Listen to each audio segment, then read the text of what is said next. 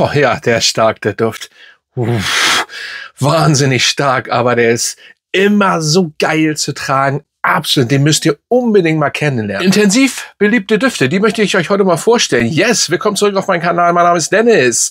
Und ja, die meisten Düfte, die so intensiv sind, sind ja nicht unbedingt bei den Deutschen so beliebt. Und ja, es gibt aber irgendwas zu meckern, gibt's ja immer, ihr wisst das ja. Aber diese Düfte, und das sind, glaube ich, 10, 11 Düfte, die auf jeden Fall sehr nice und stark, aber trotzdem beliebt sind. Ja, wie gesagt, mein Name ist Dennis, a.k.a. Fragrance Talk, habe ich vergessen. So, dann fangen wir mal mit den ersten an. Und das ist ein günstiger Duft, in Anführungsstrichen günstig. Ne? Inzwischen ist er auch manchmal bei 40 €. His Confession von Lattafa mit diesen geilen Flakon. Ich finde ihn nice, ich finde ihn amüsant, ich finde einfach mal eine andere Idee. Und das ist ein schon starker Duft, das muss man sagen. Also der strahlt gut aus. Also ich habe, oder viele haben mir gesagt, mein Gott, der ist ganz schön stark. Und deswegen habe ich ihn hier mit reingenommen. Aber es ist ein, wenn man auf Iris steht und so ein bisschen cremig und für mich so Brausepulver-Style, dann solltet ihr diesen Duft mal unter die Lupe nehmen. Für mich auch einer der besten, also der gehört mit zu den besten Lattafa-Düften, die es gibt. Und da gibt's ja einige. Und ich finde, ich hätte jetzt keinen, der in meiner Sammlung so ähnlich riecht. Da gibt's vielleicht ein, ich weiß jetzt gar nicht, welcher das ist. Ist auch egal, komme ich jetzt nicht drauf. Der hat vielleicht schon im Background diese Ähnlichkeiten, aber sonst kenne ich keinen. Ein schönes Teil, muss man sagen, für 40 €. Selbst wenn es 40 € kostet mit dem Flakon, das ist stabil drauf und richtig guten Sprüher und eine schöne DNA, muss man schon sagen, dass der wirklich gut kommt. So, der nächste. Jetzt werden viele sagen, was ist denn mit dir los? Nein, ich wollte ihn mal wieder reinhauen. Ich habe ihn ganz früher, wo er rausgekommen ist, oft gezeigt oder öfters, nicht so oft. Und zwar ist es der Office for Man, ja, von den guten alten Jeremy.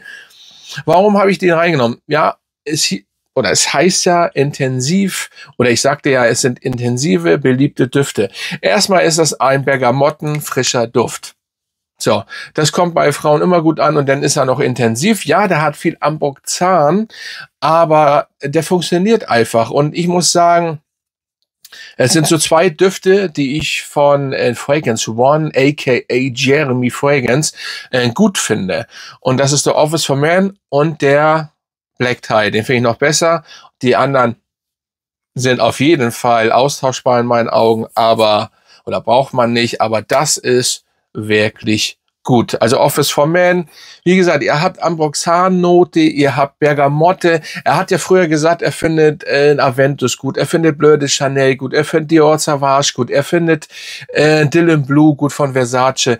Und das ist so im Endeffekt ein Duft, alles zusammen ein bisschen gefügt, plus Ambroxan oder ein bisschen mehr Ambroxan. Dadurch hält der Duft natürlich. Da seid ihr locker mit 9 Stunden dabei bei einem frischen Duft. Und ja, Office for Man, bin ich der Meinung, funktioniert immer noch. So, der nächste ist der Angel Share von Kilian. Ja, das ist ein boozy, ja, würziger Vanilleduft mit eben einer sehr schönen Cognac-Note. Ja. Und das ist schon sehr top. Übrigens, alle Düfte aus diesem Video wurden selbst gekauft. Heutzutage muss man das hier jetzt absolut mal erwähnen, ne, oder? Diesen ganzen Kinderkram. Ja, auf jeden Fall Angel Share, ein schönes Teil. Vanille, also wer Vanille mag, wer so dieses, es ist ein richtiger weihnachtlicher Duft. Wer das mag, Zimt, Vanille und dann noch eine Cognac-Note, wenn man so ein bisschen auf Alkohol steht. Jetzt ein bisschen nicht falsch verstehen, es hört sich ein bisschen blöder an. Aber der ist natürlich mit diesem Duft sehr, sehr gut bedient. Und viele denken, der ist gar nicht so extrem stark. Oh doch, für andere ist er sehr stark. Der ist immer im Raum, der ist immer präsent. Und ja, das Original muss man eigentlich schon mal getestet haben. Aber das ist natürlich euch überlassen. So, der nächste ist Louis Vuitton Ombre Nomade. Ja, Oud, Himbeere und Weihrauch und Sandelholz von allerfeinsten. Oh, natürlich habt ihr da 20 Stunden was von. Er ist brutal. Das ist einer der beliebtesten Louis Vuitton Düfte. Das ist hier noch die Erstauflage, wo er rausgekommen ist. Allerdings muss ich sagen, Da hat sich, glaube ich, nichts, was heißt, glaube ich, das glaube ich, streichen wir. Es hat sich nichts so viel verändert. Er ist brutal stark, er bleibt brutal stark, er ist absolut nice. Und dieser Louis Vuitton Duft, wie eben auch schon diese anderen Düfte, ich finde immer, dass Louis Vuitton schöne Teile macht, schöne Düfte macht und irgendwie für einen Designer Duft oder für eine Designermarke, muss man sagen, ist das schon gut. Ob das nur der Imagination ist von Louis Vuitton, ob das der Nouveau Monde ist und so weiter. Das sind schöne Teile und wie gesagt, bombastische Haltbarkeit. Und ja, tatsächlich, es geht ja hier auch um beliebte Düfte, also intensiv beliebt oder intensiv gut ankommt. Ja, der kommt gut an. So, jetzt kommen wir zu den nächsten. Clive Christian Blonde Amber. Natürlich ist dieser Duft teuer, das wissen wir. Aber dieser Amberduft mit schön Gewürzen. Und umso länger man ihn hat, umso länger er steht und ihn benutzt hat, umso besser wird dieser Duft. So, und ob 550 € gut investiert ist, das sei mal dahingestellt. Aber dieser Duft es ist schon also es ist unter der Parfümwelt, also es ist schon Game Changer. Man muss das schon sagen, er kommt wirklich brutal gut an. Es ist, ich muss schon sagen, einer der beliebtesten, der hier, zweitbeliebtesten. Ich hatte ja eben auch schon Angel Share, der ist noch dahinter, aber da kommt im Endeffekt, der jetzt gleich kommt, ist auch sehr beliebt. Aber der ganz letzte könnte ihn noch ein bisschen toppen. Aber Blonde Amber, würzige Noten, bisschen Vanille, glaube ich, und Amber, absolut nice. So, der nächste, der ist nämlich auch sehr beliebt. Und Gucci gilt ja das Elixier jetzt. Und da haben wir eben eine schöne Orangenblüte, Orangenschale, whatever. Und eine Irisnote. Und das kann Gucci in dem Fall sehr, sehr gut. Und ein bisschen Holzigkeit, erinnert so ein bisschen an Amouage Reflection Man, nur hier süßer und vielleicht nicht ganz so fein. Der Amouage Reflection Man ist noch feiner, ein bisschen anders gemacht, aber Ähnlichkeiten hat er schon, aber mehr Iris und viel mehr Süße. Also wenn ihr so ein bisschen die Club-Variante von Reflection Man haben wollt, dann wäre der Gucci Guilty Elixier auf jeden Fall gut. Und das ist auch so fast schon ein Pandy-Dropper, muss man schon fast sagen. Ne? Ich weiß, viele wollen das immer nicht hören, dieses Wort, aber es gehört nun mal dazu. Ist natürlich auch ein bisschen so so ein komisches Wort, im Endeffekt genauso wie Dosenöffner. Ich glaube, wer hat das überhaupt ins Rollen gebracht? War das Montana Black? Monte, ich weiß das gar nicht. Auf jeden Fall, der funktioniert hier. Sehr lecker, sehr sexy. Jetzt kommen wir zu einem Duft. Ich habe ihn hier reingenommen, weil er wirklich tatsächlich gut ankommt. Es gibt aber auch viele Leute, die sagen, der riecht nicht gut. Und das ist der Le Lion von Chanel. Das ist im Endeffekt der männliche Shalimar von Guerlain. Wow. Hier habt ihr dieses Stroh, ein bisschen mäßig trockene Shalimar-ähnliche Style. Nur für den Mann, maskulin. Also viele sagen ja immer, dass der Habit Rouge, den haben wir hier stehen, warte mal, den Habit Rouge, da liegt so einiges. Jetzt habe ich den falschen wahrscheinlich gegriffen. Egal, ja, das ist das Parfüm. Aber die Habit Rouge-Reihe, so ein bisschen das Shalimar, weil es ja auch von Guerlain ist. Shalimar ist, ja, könnte man so sagen, aber der kommt ja eher ran. Der hat eben wirklich diese tiefe Vanille-DNA, nur eben in harsch maskulin. Bombastische Haltbarkeit und er ist trotzdem beliebt. Und Magnetverschluss gibt's nur bei Chanel auf der Seite, weil das ist diese Privé-Line auch, wie sie sich schimpft. Schönes Teil, bombastisch geil. Wenn man so auf Shalimar steht, viele Männer stehen auf Shalimar, aber wollt ihr den mal in maskulin haben, dann dieser Duft. So, der nächste, jetzt streitet sich die Welt immer, welcher ist denn nur der beste Vanilleduft? Natürlich gibt es sehr viele Vanilledüfte, aber Baby Cat von, mein Lieblingswort eigentlich immer, Yves Saint Laurent, ist auf jeden Fall sehr, sehr beliebt. Es ist sehr süß, es ist sehr tiefe Vanille, es ist dunkle Vanille, es ist geile Vanille, es ist Baby Cat. Ja, Baby Cat. Ja, der Name, aber gut. Sehr beliebt. Auch hier, diese Version gibt es nur bei Yves Saint Laurent. Weil das auch hier wieder aus der Privé-Reihe ist, genau wie der Chanel. Und dann gibt's auch Dior, hat ja auch so eine Privé-Reihe. Also wenn ihr eine süße Vanille haben wollt, viele meinen, dass das der geilste Vanilleduft ist. Für mich kommt der nächste gleich, da ist ein Tick rüber. Aber wer Baby Cat, wer dieses richtig Karamell-süße Vanille-Ding haben möchte, aber viel besser abgerundet als diese typischen Karamell-Vanille-Düfte und so weiter, dann ist das euer Duft. So, jetzt kommen wir aber zur Nummer 1, egal in welcher Variante. Hier haben wir den ganz neuen Shalimar von Guerlain. Und ja, was soll ich denn jetzt noch sagen? Es ist Vanille von allerfeinsten.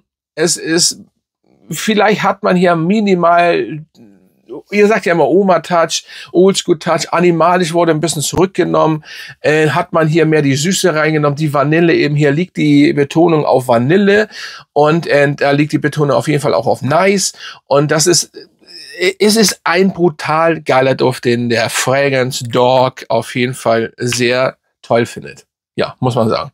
Wow. Und ich kenne einen, beziehungsweise mein bester Kumpel, mein Best Buddy, Grüße gehen raus nach Berlin, der findet Shalimar gar nicht gut und er hat den getestet und er sagt, der muss in seine Sammlung. So, und was sagt das uns? Oder was sagt es uns? Dass der Duft einfach gut ist. Ja, Punkt. Geile Vanille. So, jetzt kommt Vanille, Honig, Tabak. Und deswegen sage ich, der ist noch ein bisschen beliebter als der Blonde Amber Naxos. Ja. So, das ist Endstation. Oh. Es ist einfach eine Endstation. Search of Naxos. Da haben sie noch, jetzt sage ich das auch schon, gute Düfte gemacht. Inzwischen, naja, jetzt kommt auch noch ein neuer Duft raus. Sketchbook. Keine Ahnung, wie der heißt. 33, 30, 32, 34, 37. 1100 Euro. Respekt, Hirschhoff. In der Zeit kann man das machen. Für Leute, ich meine, die sich das leisten können. Okay, ich will es mir gar nicht leisten in dem Fall. Ich hätte es sonst sofort gemacht, aber ich bin raus bei Search of wirklich. Die ich habe, okay, sind nice Dinger. Vielleicht verpasse ich auch wirklich gut und vielleicht verpasse ich auch den, aber nö, weil ich finde, bis jetzt hat mich nichts mehr gecatcht. Und die Düfte, die jetzt, ich finde es schade, dass diese ganzen Düfte zu doll verwässert werden. Ich habe da ein Video zu gemacht, nochmal. Das ist auch nicht bösartig. Ich finde es einfach nur sehr schade, weil ich ein sehr großer Searcher-Fan war. Ne? Und deswegen steige ich nicht übrigens auf Sospero um. Sospero, nachdem ich Sospero kenne, feiere ich die. Und die Geschichte hier verwehrt sehr vielen Leuten, aber ihr solltet vielleicht mal richtig lesen, wer als erstes da war. Und so weiter und so fort, ne? Und wer dann kam und wie das alles vonstatten ging. Aber nichtsdestotrotz solltet ihr die mal angucken. Da wird nicht so viel geändert. Sie sind immer noch stabil und richtig schön. Aber das ist eben sehr, sehr schade. Und auch der Naxos, ja, der ist immer noch gut. Ich glaube, das ist noch der einzige, der wirklich immer noch gut performt. Aber auch nicht mehr hier die Tite von 220 hier. Die Tiefe hat er auch nicht mehr ganz, aber natürlich trotzdem stark noch, aber die Vanille, der tiefe Honig und so weiter ist ein bisschen zurückgenommen worden, ist schade, aber ja, was soll's. Wir lassen das so stehen. Einer meiner Signaturdüfte übrigens, das ist ein neuer hier, ne, sehr nice, der gehört jetzt hier nicht rein, aber ich sag's nur. Auf jeden Fall, Leute, das waren meine 1, 2, 3, 4, 5, 6, 7, 8, 9, 10 tatsächlich. Ich habe einfach nur gegriffen, 10 Düfte, intensiv, aber beliebt. Schreibt mal unter, welche Düfte findet ihr von denen nice? Wie ist eure Reihenfolge? Schreibt mal eure Reihenfolge. Dann lasst gerne ein Abo da, bitte. Und folgt mir, macht den Daumen nach oben. Schreibt gern, wie gesagt, ein paar Kommentare rein, was ihr von diesen Düften haltet. Mein Name ist Dennis, wie gesagt. Ich weiß gar nicht, warum ich das jetzt sage wieder. Grüße gehen raus an meine Mitglieder. Also wenn ihr auch Mitglied werden wollt, macht das. Unten im Button steht das. In der Beschreibung könnt ihr auch unten reingucken und dann sage ich mal, bin ich raus. Lasst mir einfach gerne einen Super Thanks da. Also lasst mir gleich einen Obolus für dieses Video da, weil auch das ist für uns Creator immer Arbeit. Jetzt mache ich ein bisschen Werbung auch für die anderen, ne? Und man kann euch gern auch mal ja uns ein bisschen was da lassen, weil es ist schon sehr viel Arbeit etc. pp. Und ja, bei den Super Thanks unten in der Leiste könnt ihr links und rechts schieben, kannst ja mal gucken. Und dann würde ich nur sagen, bin ich raus und bis zum nächsten Mal.